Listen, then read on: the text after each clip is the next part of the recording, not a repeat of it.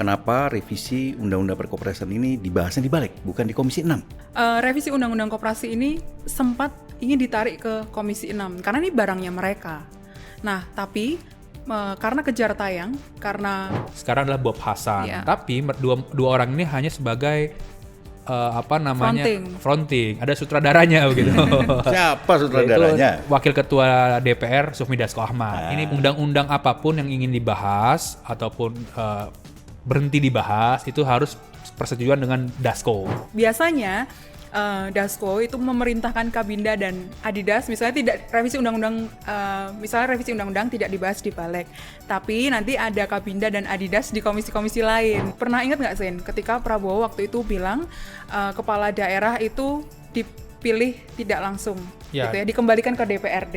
Nah, ini nanti di Balik rencananya akan dibahas atau sudah ada opsi-opsi paket undang-undang politik yang membahas soal pilkada itu, membahas itu tadi, pemilihan tidak langsung.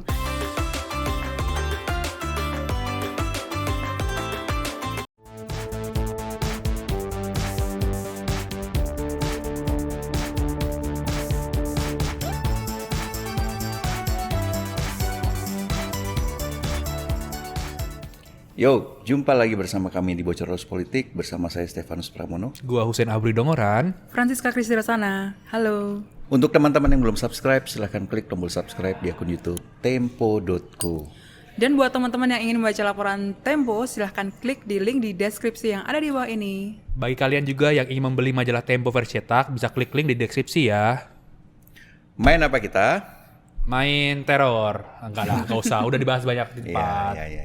Bisa klik juga di YouTube Uncle Pram ke tempat Akbar Faisal ya kan. Berfaisal. Jadi artis ya? Kami jurnalis, bukan artis. Jadi main apa kita? Kita main ini aja Pram, yang satset di DPR. Apa itu? Yaitu Badan Legislasi. Badan menjadi Legislasi. sorotan banyak pihak masyarakat karena ini bisa-bisanya atau sangat langka gitu ya DPR tiba-tiba rajin membuat undang-undang. Bukannya seringnya belakangan nih ya? Tapi yang menguntungkan penguasa bukan rakyat gitu. Oh ya, nanti kita uji ya dalam pembicaraan ini. Oke, ini terakhir kan Badan Legislasi rampung ya membahas revisi Undang-Undang Koperasi. Betul Ya kan? Nah, pembahasannya katanya juga sangat kilat ya, Sen ya? Wah, itu kebut-kebutan itu. Wah, seperti apa itu Sen ceritanya? Ini cerita dari Benny Kabul Harman ya, Wakil Ketua Umum Partai Demokrat dan anggota Balik juga. Jadi itu di hari Sabtu kemarin dia mendapatkan pesan undangan rapat pembahasan RUU Koperasi. Tapi harinya hari Sabtu. Lagi-lagi hari Sabtu. Hari Sabtu kan harinya libur gitu kan. Iya. Nah, tiba-tiba ya undangan itu menyebar kemana-mana gitu. Jumat malam ya? Jumat malam. Dan ini dibenarkan juga oleh beberapa anggota Balik yang gue temuin juga sepanjang 2 pekan lalu ini. Nah, intinya adalah ada urgensi penyelesaian pembahasan undang-undang koperasi ini. Kenapa? Karena Panja itu sudah terbentuk dari tanggal 19 Maret 2025 dan dengan target adalah penyelesaian sebelum DPR selesai masa sidang. Karena kan DPR juga mau libur panjang nih. Iya. Sampai libur panjang Lebaran sampai nanti 20-an masih April ya. 20-an April lagi baru masuk kembali ke Senayan begitu. Jadi mereka kejar tayang nih ya? Kejar tayang, betul Bram. Kenapa kejar tayang? Kenapa Ini yang itu? menarik. Karena pada awal Maret itu Presiden Prabowo Subianto menggelar rapat terbatas di sana. Dia melaunching namanya Koperasi Merah Putih. Koperasi Merah Putih kan ini mirip-mirip tuh sama slogannya dia kan. Koalisi Merah Putih, KMP, Kabinet Merah Putih, KMP, Koperasi Merah Putih, KMP. Nah, dibuat ataupun ada instruksi di situ, lalu juga para menterinya bergerak segala macam. Bahkan Zulhas itu bilang kan, nanti satu koperasinya itu bisa ngambil dana dari dana desa mungkin sekitar 1 miliar. Dan nanti pendanaan pun bisa dari Himbara atau himpunan bank plat merah lah. Dan bisa memberikan kredit 3-5 miliar begitu. Nah, masalahnya ada kekosongan hukum nih kan Bram kalau misalkan membuat Koperasi Merah Putih ini. Sebetulnya bisa aja keluar inpres dari presiden gitu kan, tapi teman-teman di DPR bilang lebih kuat menggunakan undang-undang koperasi. Nah, makanya di DPR langsung bentuk panja tuh kan, gak lama setelah ada omongan dari istana untuk membentuk Koalisi Merah Putih begitu. Koperasi Merah Putih. Koperasi Merah Putih. Ya. Ya, undang-undang perkoperasian ini sendiri juga sebenarnya udah dari tahun lampau sekali ya. Betul. Tapi terus tiba-tiba dibahas begitu saja di DPR dan juga sangat kilat gitu. Nah, kenapa revisi Undang-Undang Perkoperasian ini dibahasnya di Balik, bukan di Komisi 6? Ada mantan anggota Komisi 6, Pram Sen, yang pernah bercerita ke kita ya, Sen, bahwa sebetulnya revisi Undang-Undang Koperasi ini sempat ingin ditarik ke Komisi 6, karena ini barangnya mereka. Nah, tapi karena kejar tayang, karena ya ini lagi-lagi ya, Balik itu kan produksi undang-undangnya cepat gitu ya. Jadi karena kejar tayang tadi dan ada target tertentu ya, Sen ya, kan lu sempat ngobrol juga ya dengan teman-teman di DPR ya, bahwa ini akan ada target tertentu gitu. Ya, tadi soal koalisi merah putih, koperasi merah putih, betul. lalu juga menyambung Pram sama revisi Undang-Undang Minerba, mineral dan batu bara itu kan sebelumnya yang mana koperasi bisa mendapatkan izin usaha pertambangan. Iya. Tapi anggota Komisi 6-nya pada kesel nggak tuh, Cak? Ya tentu, karena ya barang mereka hilang. Tapi cuman gerundel-gerundel doang, Pram. Ya. Jadi ya curhat-curhat ke kita lah. Kenapa mereka gerundel-gerundel doang? Karena ada prit-pritnya di DPR itu. Nanti kita bahas lebih jauh Tapi soalnya. ada info satu lagi ya dari teman-teman di DPR, bahwa sekarang di komisi itu dibatasi membahas undang-undang memang. Memang Betul. itu dibahas di awal tahun, Ca. Jadi setiap komisi itu bisa cuma satu atau enggak dua. Hanya satu ya. Satu atau enggak dua undang-undang yang dibahas di komisi. Sisanya itu dibahas di Balik. Dan kemarin gue juga ngobrol sama pimpinan Balik ya. Untuk tahun 2025 saja Balik itu mengagendakan pembahasan 12 rancangan undang-undang, Pram. Betul. Selama setahun. Ya. Ya. 12 itu dari 41. Sementara setiap alat kelengkapan dewan itu hanya satu-satu saja. Atau dua. Atau dua. Ya kan? Kebayang kan tuh 12. Gile 12 Iya. di 12 Balik. penuh substansi segala macam, menyangkut banyak hal, tiba-tiba ya dikeroyok aja di Balik itu kan. Dan Komisi 6 sudah kebagian jatah revisi Undang-Undang BUMN. BUMN. Ya. Sudah selesai dia Sudah kerjanya. selesai. Sementara kalau kita melihat 12 rancangan undang-undang itu cukup banyak yang sebenarnya menyangkut hajat hidup orang banyak gitu ya. Sebenarnya kalau undang-undang itu menyangkut hajat hidup orang banyak. Betul. Tapi misalnya kayak RUU tentang PPRT itu direncanakan dibahas di Balik. Tapi sampai sekarang belum ada ya bau-baunya kan? tuh, Bram ya. Sudah belasan, hampir puluhan tahun itu. Ya, terus juga ada RUU soal pengelolaan sumber daya nasional untuk pertahanan negara alias Komcat. Ini tidak masuk di Komisi 1, ya kan, malah masuknya di Badan Legislasi. Gitu. Kalau kita lihat memang banyak banget ya. 12 RUU gitu loh. Ini kan satu alat kelengkapan DPR nih, Balik ini. Betul. Sementara masih ada alat kelengkapan DPR lain yang juga membahas rancangan undang-undang adalah 13 komisi yang ada di DPR. Nah, ini 1 12, sementara yang lainnya 13 lainnya ya paling ya 2 gitu ya. Paling banyak 3 Karena mungkin. Balik itu lebih mudah dikonsolidasi begitu, Bram. Jadi lebih mudah ya diperiwit-periwitin lah begitu kan. Siapa yang berwikir? Nanti kita bahas. Oke. Tapi ini kan bukan pertama kali saja, ya kan, pembahasan rancangan undang-undang di Balik ini begitu cepat, sangat cepat. Sebelumnya kan kita juga melihat ada banyak aturan lain ya, kayak apa, Cak, misalnya, Cak? Revisi Undang-Undang BUMN sempat dibahas di Balik, lalu diambil di Komisi 6. Ya, lalu ada apa lagi, Sen? Lalu ada Minerba yang tadi pernah Ya, gue bahas kan. pertambangan Minerba itu juga pembahasannya nggak nyampe sebulan lah, Pram ya. Iya. Dulu publik sempat terkejut karena kampus itu bisa mendapatkan hak mengelola tambang itu IOP itu, Pram. Iya. Tapi karena mendapatkan kritikan publik, akhirnya soal kampus itu dicabut. Masalahnya koperasi ini bisa kan, tadi gue jelasin di awal. Iya. Jadi misalkan tiba-tiba politikus mana itu punya koperasi, datang minta IUP dong, nah bisa kan. Asalkan memenuhi syarat-syaratnya gitu. Iya. Oke, tapi kalau dalam wawancara dengan kita itu Bob Hasan, Ketua Badan Legislasi, bilang bahwa nggak apa-apa sebenarnya kalau dibalik tuh, Balik pun juga siap untuk membahas RUU itu dalam waktu 1 tahun. Koperasi maksudnya. Ya, koperasi ya. Tapi ya, kalau kita ngeliat faktanya mana ada pembahasan di Balik ini mencapai 1 tahun. Paling lama itu Undang-Undang Cipta Kerja itu sekitar 8 bulan. Itu 2020 ya. 2020. Nah, sementara ada banyak peraturan lain yang juga dibahas dalam waktu 1 hari saja. Yaitu tata tertib DPR. Tata tertib DPR. Itu Terus dahsyat juga itu. revisi Undang-Undang Pilkada yang kemudian akhirnya dibatalkan karena muncul Gejolak publik lagi. Betul, demonstrasi besar-besaran ya. Karena waktu itu kita tahu bahwa revisi ini dimaksudkan untuk memberi Menjegal. karpet merah Untuk siapa, Cak? Kaisang. Kaisang Pangarep. Itu yang sesuai dengan putusan MA, Bram. Jadi sesuai putusan MA pengen dimasukkan agar Kaisang bisa maju di pemilihan gubernur ketika itu. Nah, tapi dilalah ada lagi tuh putusan MK yang apa namanya menghapus ambang batas syarat untuk maju calon kepala daerah, Bram. Ya. Nah, itu juga pengen digas juga di balik yang mana nantinya itu tidak akan berlaku di 2024. Nah, PDIP ngamuk kan, terus demonstrasi di mana-mana. Iya. Tapi sebetulnya percepatan revisi undang-undang, pembahasan revisi undang-undang yang dilakukan oleh Balik itu ada presidennya, Sen. Apa tuh? Jadi beberapa teman di DPR cerita ya bahwa waktu COVID dulu itu revisi undang-undang itu hampir semua tuh dibahas di Balik gitu ya. Dan ya ada presidennya tadi ya, ada revisi undang-undang Cipta Kerja yang saat itu sangat dibahas, meskipun sudah dibahas 8 bulan, tapi waktu itu pengesahannya kan cepat dan pelibatan partisipasi publiknya itu minim ya, sampai akhirnya digugat ke MK segala macam. Nah sekarang itu mencontoh ketika COVID gitu. Jadi alasan untuk percepatan itu bukan karena revisi undang-undang itu masuk prolegnas, tapi karena ada kumulatif terbuka. Misalnya revisi undang-undang itu dulu ada gugatan ke MK-nya, maka dipakailah sebagai alasan kumulatif terbuka itu untuk dibahas di Balik. Ya. Dan sebelum 2020, sebelum COVID juga sebenarnya ada ininya, ada presiden juga. KPK itu ya. KPK, Undang-Undang Pemberantasan Tindak Pidana Korupsi atau Undang-Undang KPK gitu ya. Itu cepat banget kan waktu itu kan pembahasannya kan luar biasa cepat lah, di Balik juga gitu. Tapi Pramca, ini kenapa cepat ya? Tadi Cica kan sudah spill sedikit di 2020 ya.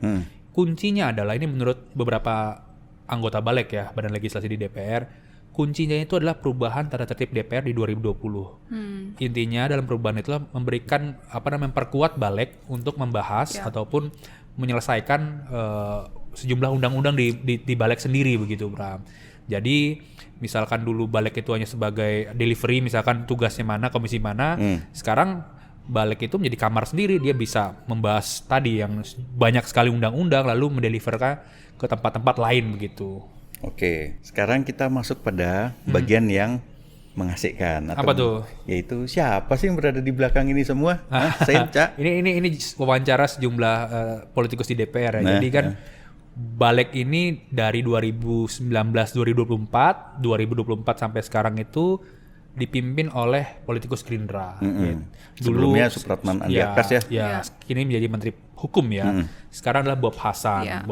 Politikus Gerindra. Tapi dua orang ini hanya sebagai fronting. Ada sutradaranya begitu. Siapa sutradaranya? Yaitu Wakil Ketua DPR Sufmi Dasko Ahmad. Ini menurut penjelasan beberapa orang-orang di DPR ya begitu. Karena undang-undang apapun yang ingin dibahas ataupun berhenti dibahas itu harus persetujuan dengan Dasko. Contohnya tadi tuh tata tertib DPR yang di Februari kemarin, Pram, yang pembahasannya sekitar 1-2 hari gitu kan. Nah itu ada sidang dulu di MKD yang ujuk-ujuk memerintahkan ada untuk merevisi tata tertib DPR. Tujuannya adalah untuk mengevaluasi penyelenggara negara yang dipilih oleh DPR. Jadi Dasko ini punya kaki tangan ya di Balik DPR ataupun di tempat lain gitu, di komisi-komisi ya. Betul. Dengar-dengar ada sebutan khusus untuk orang-orang yang membantu Dasko di alat-alat kelengkapan DPR ini termasuk di Balik. Cica nih banyak ceritanya. Gimana ceritanya? Order itu kan munculnya dari Dasko ya, dari Dasko kepada Kabinda dan kepada Adidas. Apa itu Adidas Kabinda? bukan sepatu ya, bukan sepatunya Husein yang mahal itu. Mahal apa nih sepatu Garut ini? Bayongbong. Nah kalau Kabinda itu kan identik dengan Kepala Badan Intelijen Negara Daerah. Ini beda lagi, Kabinda di DPR ini. Apa itu? Kader binaan Dasko. Jadi ada Adidas, ada Kabinda. Betul. Seperti apa nih yang golongan yang masuk ke Adidas atau Kabinda? Kastanya berbeda. Oh, gimana? Jadi Kabinda itu kastanya lebih tinggi. Mereka ini biasanya memimpin AKD. Jadi ya pimpinan komisi, wakil ketua komisi, termasuk ketua Balik, temannya Husein, Bob Hasan. Bob Hasan itu kan sebetulnya orang baru. Iya, nggak masuk di akal loh, lu baru menjabat di DPR gitu kan. tiba-tiba dapat posisi ketua Tongkat balik. estafetnya langsung ya. Itu strategis sekali. Di negara ini mah tidak ada yang tidak mungkin. Namanya orang bergabung dengan partai aja bisa langsung jadi ketua umum dalam waktu nggak nyampe seminggu kan. Nggak ada yang nggak mungkin, ya nggak? Tunggu dulu, ada Adidas juga. Apa ada Adidas tuh? Adidas itu levelnya di bawah Kabinda. Jadi adik kelas lah. Adik kelas. Adik kelasnya Kabinda. Adidas ini biasanya membantu di komisi-komisi, di balik juga ada. Nah, biasanya Dasko itu memerintahkan Kabinda dan Adidas misalnya tidak revisi undang-undang misalnya revisi undang-undang tidak dibahas di balik, tapi nanti ada Kabinda dan Adidas di komisi-komisi lain ketika revisi undang-undang dibahas di komisi-komisi. Termasuk itu ya BUMN kemarin. BUMN Sampai ada. BUMN maupun yang terakhir tuh yang TNI. Ya. Apakah Kabinda ini dan juga Adidas ini orang-orang Gerindra saja? Tidak hanya orang Gerindra belum tentu. saja. Belum tentu. Luar biasa. Iya, lintas partai. Dan ini ditanyakan juga sama reporter Tempo waktu gua tugasin tuh ketemu Bob Hasan kan. Dia Bob Hasan tertawa, dia bilang, "Saya bukan Adidas, saya Kabinda." Diakui ya. Diakui sama Bob Hasan. Di atas Kabinda ada tuan. Ada tuh. Nah, pernah gue juga ngeledekin beberapa orang Gerindra ya. Bang, Mas, lu ini Adidas apa bukan? Enak aja lu, gue ini Kabinda dong. Ngakuin mereka Mengakui mereka. Berarti pengaruh Dasko ini memang sangat besar gitu ya di DPR ya. Posisinya juga sebagai ketua umum Gerindra, ketua harian Gerindra, orang kepercayaan Prabowo pasti kan di situ dan juga Ketua umum DPR. Ketua umum ya. Ketua umum DPR dia. Ketua umum DPR. Oke. Sen, lu tadi menyebutkan bahwa ada tarik menarik antara Badan Legislasi dengan Komisi 6 ya waktu itu ya. Betul. Tapi di tempat lain tuh ada nggak? Ada Pram, ini kan yang baru saja diketok ya, yaitu adalah revisi Undang-Undang TNI. Dulu itu awalnya revisi Undang-Undang TNI ingin dibahas di Balik. Lagi-lagi tujuannya adalah agar pembahasan cepat dan terkoordinasi begitu kan. Nah, bahkan pimpinan dan beberapa anggota Balik itu sudah bertemu dengan perwakilan pemerintah maupun Mabes TNI. Di salah satu restoran di dekat Senayan begitu ya, membahaslah soal apa saja poin-poin yang ingin masuk dalam pembahasan revisi Undang-Undang TNI. Dilalah dalam waktu berdekatan itu tiba-tiba pembahasan RUU TNI ini bergeser ke Komisi 1, Komisi Pertahanan DPR. Nah, kenapa? Nih, menurut sejumlah politikus ya kita temuin adalah agar PDIP ini istilahnya nggak keras lah mengkritik pembahasan revisi Undang-Undang TNI. Karena kan Megawati itu dulu sempat pernah bilang bahwa menolak Divisi TNI dan revisi Undang-Undang TNI kan. Nah, karena itu digeserlah ke Komisi 1 Pertahanan. Dealnya adalah PDIP menjadi ketua panja di situ, yang mana dipimpin oleh Utut Adianto. Dan akhirnya sampai sekarang mulus-mulus saja kan PDIP, narasinya semuanya anggotanya termasuk Puan Maharani itu mendukung total revisi Undang-Undang TNI. Oke. Kalau contoh lain lagi apa, Cak? Ada lagi paket undang-undang politik yang isinya itu revisi undang-undang pemilu, revisi undang-undang pilkada, lalu juga ada revisi undang-undang partai politik. Partai politik. Betul. Mau diapain partai politik nanti? Tarik menariknya gimana? Iya, tadinya seharusnya revisi undang-undang pilkada dan revisi undang-undang pemilu yang sudah masuk prolegnas itu harusnya dibahas di Komisi 2. Komisi 2 itu sudah membuat FGD bersama dengan pakar, kemudian Perludem gitu ya, koalisi masyarakat sipil dan sebagainya untuk memberikan untuk memenuhi meaningful participation. Nah, kemudian di akhir-akhir ini revisi paket undang-undang pemilu tadi, paket undang-undang politik tadi ditarik ke Balik. Kenapa? Karena ada satu perubahan krusial yang ingin dibahas di Balik, yakni pemilihan kepala daerah. Tak langsung ya? Tidak langsung. Pernah ingat nggak Sen, ketika Prabowo waktu itu bilang kepala daerah itu dipilih tidak langsung, gitu ya, dikembalikan ke DPRD. Nah, ini nanti di Balik rencananya akan dibahas atau sudah ada opsi-opsi paket undang-undang politik yang membahas soal pilkada itu membahas itu tadi, pemilihan tidak langsung di level bupati dan wali kota. Nah, opsi ini sudah dirembuk di Kemendagri. Jadi di Kemendagri itu ada petinggi Kemendagri gitu ya, yang dia sudah muter ke daerah-daerah nih Sen Pram. Jadi sudah muter ke kabupaten-kabupaten untuk bertanya kalau pilkada pilkada tingkat bupati nanti dikembalikan ke DPRD seperti apa. Jadi menghimpun suara dari bawah. Gitu. Dan ketika dibahas di Balik bisa saja dipercepat. Nah, Komisi 2 itu tidak mau. Belum rela karena ada banyak anggota Komisi 2 yang tidak mau revisi undang-undang pilkada itu nanti satu klausulnya yang soal pilkada tidak langsung itu gol. Gitu. Ya. Gue tambahin sedikit nih, Ca, soal paket politik. Nah, sama seperti tadi Komisi 2, Balik ini juga pengen sekali pembahasan di sana. Nah, ada beberapa kali jadwal FGD yang di jadwal tersebar tuh di di penjadwalan DPR ya. Tapi tiba-tiba batal, Bram. Kenapa batal? Itu juga bertanya-tanya mereka, ini sebetulnya pembahasan paket politik ini mau kemana begitu ya? Karena kebiasaan DPR itu setiap periode gitu kan, pembahasan undang-undang pemilu, pilkada, segala macam itu biasanya dibentuk ataupun dibahas dalam panitia khusus. Dulu di pansus. Dulu tuh gue sering banget tuh meliput di ruangan pansus karena sampai malam segala macam membahas soal parliamentary threshold dan lain-lainnya. Nah, sampai sekarang mereka juga lagi-lagi masih menunggu, bingung nih mau kemana nih barangnya segala macam gitu. Yang paling ngotot dibahas di Komisi 2 itu siapa ya? Yang paling ngotot dibahas di Komisi 2 itu PDIP dan sebagian orang Golkar. Gitu. Karena PDIP ini sudah ada instruksi, lagi-lagi instruksi dari Ketua Umum untuk tidak mengembalikan pilkada ke bentuk tidak langsung. Maka mereka fight untuk menjaga itu di Komisi 2. Kalau Golkar? Kalau Golkar karena ada banyak anggota atau politikus Golkar yang terhubung dengan organisasi masyarakat sipil di Komisi 2. Makanya mereka bisa dimarah-marahin sama masyarakat sipil nih. Ya, dan juga Golkar itu kan kekuatannya adalah kepala daerah tingkat 2. Kalau misalkan nanti pemilihannya melalui DPRD, mereka khawatir tuh kocokannya nggak merata. Misalkan mereka menang dalam pilkada tingkat 2, tiba-tiba nanti kalau dipilih DPRD, jangan-jangan bisa dapat sepertiganya begitu. Dan ini tentunya akan berpengaruh kepada hasil pileg mereka ke depan. Mereka pada berhitung juga segala kesempatan ke depannya begitu. Golkarnya terlalu banyak berhitung juga ya. Nah, Ca, sebetulnya ada nggak sih konsep ideal di negara mana itu yang membahas undang-undangnya memenuhi segala unsur, dalam artian lu mendengarkan partisipasi publik, lalu juga mengakomodasi kepentingan-kepentingan penguasa begitu, Bram? Ada, Senca. Jadi Erwan ini sudah ketemu dengan ngobrol lah ya dengan beberapa pakar gitu ya, ahli tata negara, dan salah satunya itu disebutkan bahwa ada satu konsep namanya RIA, Regulatory Impact Assessment.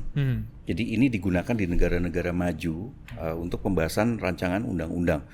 Nah, dalam konsep ini dihitung betul dampak dari undang-undang itu. Misalnya kalau kemudian membuat satu aturan soal tenaga kerja, dampaknya terhadap ekonomi ini seperti apa? Dan ini tidak hanya berbicara jangka pendek, tapi berbicara jangka panjang gitu. Dan sebenarnya konsep ini sudah pernah digunakan ya di Bappenas ya. Hanya saja memang ini tidak berlanjut dalam pembahasan rancangan undang-undang di DPR.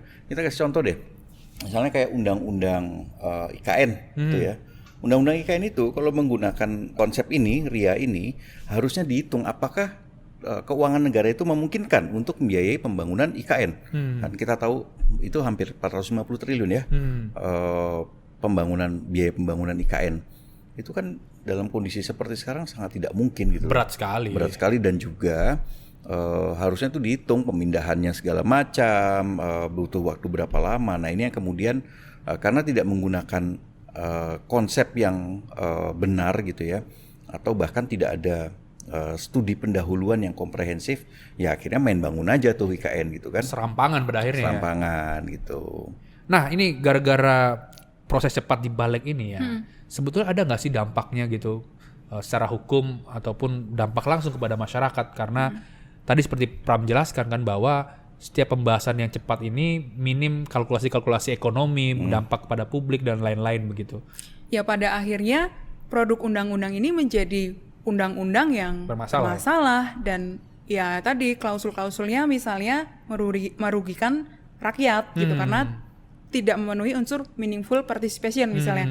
Katakanlah Undang-Undang Cipta Kerja atau Omnibus Law Cipta Kerja gitu yang belakangan juga digugat oleh masyarakat sipil dan beberapa kelompok masyarakat ke MK. Gitu. Dan Titi Anggreni dari Perludem juga mencontohkan jika nanti misalnya paket undang-undang politik yang mengegolkan pilkada tidak langsung keluar dari hasil Balek gitu ya, pembahasan di Balek, ini nanti masyarakat sipil akan menggugat lagi ke MK. Iya, betul. Tadi Cica kan bilang bahwa Undang-Undang Cipta Kerja ini digugat di MK. Nah, MK juga sudah menyatakan bahwa pembahasan Omnibus Law ini kan inkonstitusional bersyarat. Nah, mereka juga meminta DPR dan pemerintah itu untuk membahas secara utuh sesuai dengan peraturan pembentukan perundang-undangan begitu ya. Masalahnya pemerintah dan DPR ini bukan mengikuti putusan MK, tapi mereka malah merevisi undang-undang peraturan pembentukan perundang-undangan dan Presiden Jokowi mengeluarkan Perpu. Jadi lagi-lagi mencari jalan pintas di semua cara begitu kan. Dan dampaknya apa? Yang digadang-gadang membuka lapangan pekerjaan, ya bisa dicari dari berita sendiri berapa banyak pengangguran saat ini begitu kan. Berapa banyak ekonomi yang turun gitu. Bagi investor ini menimbulkan ketidakpastian hukum dan mereka tidak suka dengan itu. Betul. Berarti ini salah siapa Sin kalau begitu Sin? Waduh, salah antek asing Mbak Sin. Lalu Pram, gimana sikap Tempo dengan pembahasan yang kilat di Balek ini? Ya, Tempo memandang bahwa pembahasan secara kilat ini bertujuan untuk menjaga kepentingan penguasa. Maka itu kemudian kaki-kaki tangannya penguasa ini juga dikerahkan supaya pembahasan revisi undang-undang maupun rancangan undang-undang itu bisa berjalan cepat gitu dan tidak menemui banyak persoalan. Nah, tapi tadi sudah kita bahas bahwa ini cara-cara instan semacam ini akan menghasilkan produk yang bermasalah dan akhirnya ya itu digugat ke MK, tidak berorientasi pada kepentingan publik dan lain-lain. Ada begitu banyak lah undang-undang yang bermasalah ya. Dan kalau kita melihat nanti ke depannya ini pasti cara ini akan terus diulang. Ya kita bisa lihat dari 41 revisi maupun rancangan undang-undang yang dibahas di DPR atau masuk dalam prolegnas prioritas, 12 diantaranya dibahas oleh Badan Legislasi. Nah ini sudah menunjukkan bahwa Badan Legislasi ini menjadi pabrik undang-undang. Ya sudah, ke depannya kita akan terus berhadapan dengan atau menemukan produk hukum yang bermasalah semacam itu. Betul. Dan tadi soal paket politik ya, ini ngobrol-ngobrol sama beberapa anggota dewan ya Pram. Kalau misalkan pembahasan itu mendekati pemilihan, artinya proses gugatan ke MK itu semakin sedikit. Dan jangan-jangan nanti tetap saja pilkada maupun pemilu itu sesuai dengan aturan baru yang disahkan mepet-mepet waktu pemilihan begitu. Itu yang mereka khawatirkan. Betul. Cukup ya? Oke. Saksikan terus Bocor Alus Politik di YouTube Tempo.co dan kalian bisa mendengarkannya di Spotify Bocor Alus Politik. Sampai jumpa, maaf lahir batin. Maaf lahir batin ya.